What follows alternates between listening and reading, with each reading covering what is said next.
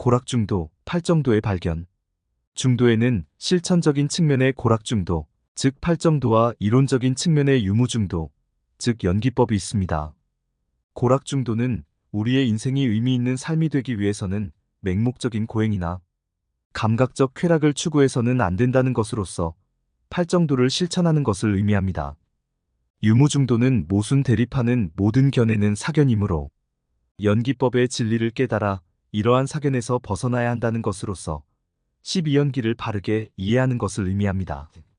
이러한 중도 가운데 먼저 고락중도를 부처님께서는 어떻게 깨달았는지 살펴보겠습니다. 쌍유따 니까야 1265 나가라 숫다에서 이야기하고 있듯이 부처님께서는 연기법을 사유한 결과 사성제를 깨닫게 되고 그 사성제 가운데 도성제가 팔정도입니다.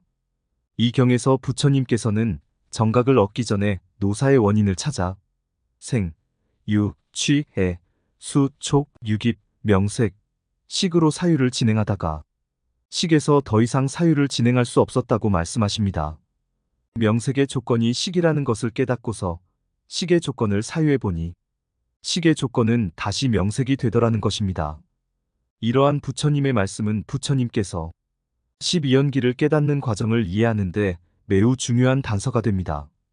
윤회는 식과 명색이 서로 조건이 되어 연기하고 있는 상태입니다. 우리는 일반적으로 부처님께서 정각을 이루기 위해 행하신 12연기의 역관이 노사에서 무명까지 아무 거침이 없이 이루어진 것으로 알고 있습니다. 그러나 사실은 그렇지 않습니다. 부처님의 사유는 식에 이르러 일단 중단되었습니다. 그리고 여기에서 매우 중요한 깨달음을 얻었습니다. 부처님께서는 우리의 생사윤회가 식과 명색이 서로 조건이 되어 연기하기 때문에 일어나고 있다는 사실을 깨달았습니다. 우리는 태어나서 늙고 죽으며 죽은 다음에는 다른 세상으로 가서 다시 태어난다고 생각하는 것은 명색에서 벗어나지 못하고 있는 식, 즉 명색을 조건으로 하는 식에 의존하여 다시 명색이 나타나기 때문이라는 사실을 깨달은 것입니다. 부처님께서는 식과 명색이 상호 의존하는 관계 속에서 식이 증장하고 있다는 것을 발견하셨습니다. 그리고 부처님께서는 식의 증장을 통해 오온이라는 괴로움 덩어리가 모인다는 것, 즉 사성제의 집성제를 깨달으신 것입니다.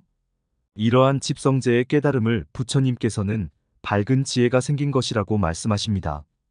부처님께서는 지금까지 자신이 식의 증장을 통해 오온이 집기한다는 것, 즉 집성제를 모르고 살아왔다는 것을 깨달은 것입니다. 이러한 깨달음을 토대로 부처님께서는 12연기의 환멸문을 역관으로 사유하게 됩니다. 그 결과 식이 멸하면 명색이 멸하고 명색이 멸하면 식이 멸한다는 사실을 깨닫게 됩니다.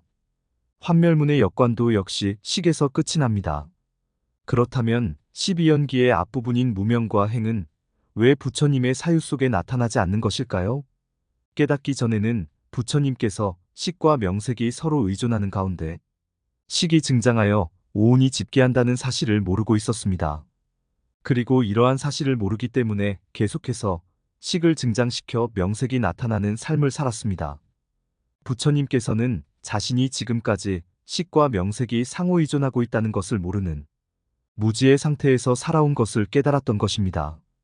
다시 말해서 부처님께서는 집성제를 깨닫는 순간 지금까지 진실을 모르는 무명 속에서 살아왔음을 자각하신 것입니다. 지금까지 집성제를 알지 못한 무명 때문에 식을 증장하는 행을 지어왔다는 것을 깨달은 것입니다. 그래서 부처님께서는 집성제를 알고서 무명을 멸하여 그러한 행을 그치고 환멸문을 수행할 수 있었던 것입니다. 따라서 경에 구체적으로 무명과 행이 언급되지 않고 있지만 집성제의 깨달음은 무명과 행을 내포하고 있습니다. 그렇다면 부처님께서 수행하신 환멸문은 어떤 것이었을까요? 그것은 이 경에서도 밝히고 있듯이 팔정도입니다.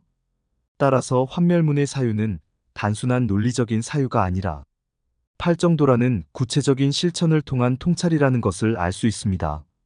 즉 환멸문의 순관 과정은 팔정도의 실천이었으며 순관을 통해 생사의 근본이 멸하는 것을 확인하고서 팔정도가 생사를 멸하고 열반에 이르는 바른 길이라는 것을 확신하게 된 것입니다. 고락중도, 즉 실천적 중도인 팔정도는 이렇게 환멸문의 순관을 통해 발견되었습니다. 그러나 이것은 진리의 인식일 뿐 진리의 성취라고 할 수는 없습니다. 팔정도의 발견을 통해 열반에 이르는 길이 발견되었다 할지라도 열반을 성취하지 않는다면 목적지에 이르는 길을 알고도 가지 않는 것과 다름이 없기 때문입니다. 그래서 부처님께서는 이 길을 따라가리라 결심하고 그 길을 따라가면서 무명에 의한 삶을 통해 나타나는 세계는 괴로움이라는 것을 더욱 절실하게 느끼고 이 모든 괴로움은 시기 명색을 의지해서 증장하는 가운데 새로운 명색이 나타나 다시 말해서 끊임없이 시기 증장함으로써 오온이라는 괴로움 덩어리가 모이기 때문이라는 것을 체험적으로 통찰했습니다. 그리고 팔정도를 실천함으로써 모든 괴로움의 소멸을 체험하고 팔정도가 괴로움의 멸에 이르는 바른 길이라는 것을 확신하게 됩니다. 사성제는 이렇게 실천을 통해 체험된 진리입니다. 진리의 성취는 진리의 인식과 어떻게 다를까요?